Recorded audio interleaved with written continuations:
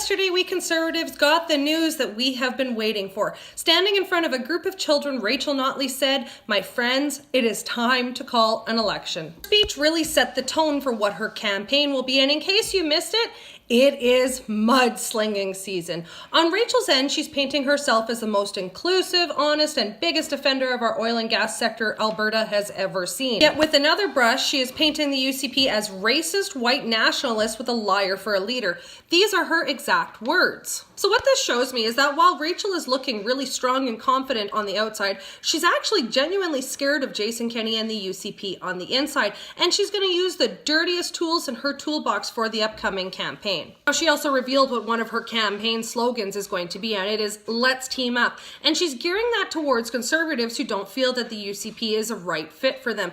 She's using these tools to try and claim that Jason Kenney isn't fit to be premier. But Alberta voters are smarter than to believe a fear and smear campaign. When I'm deciding who to vote for, in particular when it comes to possibly re-electing a certain premier, their track record speaks volumes to me. And if you're going to use a campaign slogan like "Let's Team Up," I'm going to look specifically at how much of a team player you have actually been. Now, we all know that rural Albertans and the NDP did not start off on the best of terms, particularly when one of the first legislations they brought in was Bill 6, and they just rammed it through with a consultation process where ministers couldn't answer basic questions because they didn't know the details of the bill. We've also seen access to public lands get completely shut down and cut off when you look at the Castle Hills region, the Porcupine region, and now the Bighorn.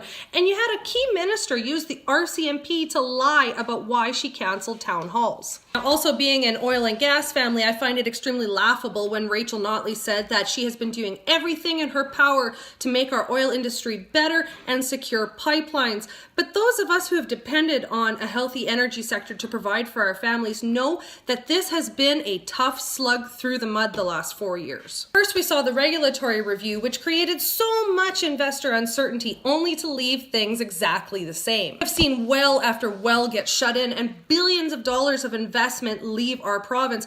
And then came the Climate Leadership Plan, where Rachel appointed the notorious pipeline protester Sephora Berman to the panel. And then came the dreaded carbon tax, the tax on everyday life, which was essentially a backdoor PST, and it made all of our costs of living go up through the roof. So when I asked a few NDP supporters, did it make you change your ways? They all responded with no, it actually didn't. But hey, we got some free light bulbs out of it, right?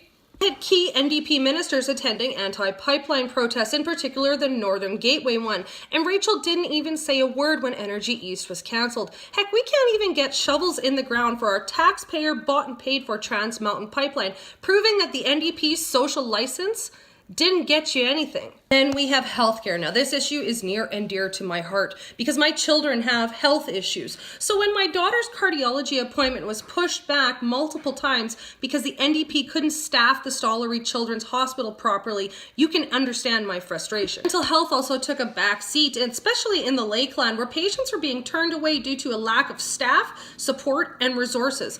The NDP also took away IVF services from the Lois Hole Hospital, effectively shattering the hopes and dreams of starting a family for thousands of Albertans. And Red Deer Hospital doesn't even have a cardiac cath lab, which is a life-saving procedure for those who are having a heart attack.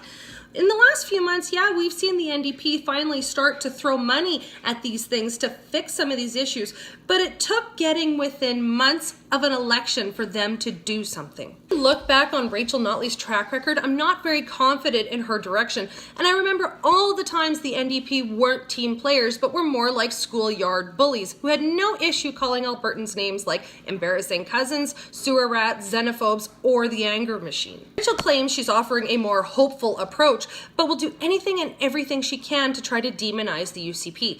Facts are facts. We have to get our economy back on track. We have to bring jobs back to Alberta. We have to balance that $95 billion debt load that she has incurred, and we have to get those pipelines built.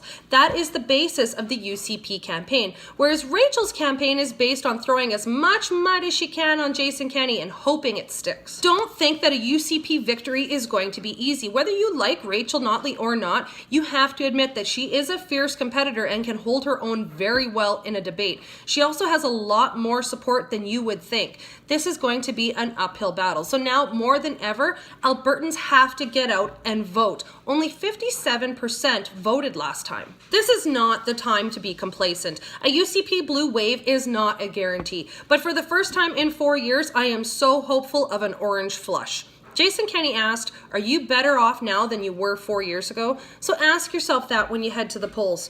Are you better off?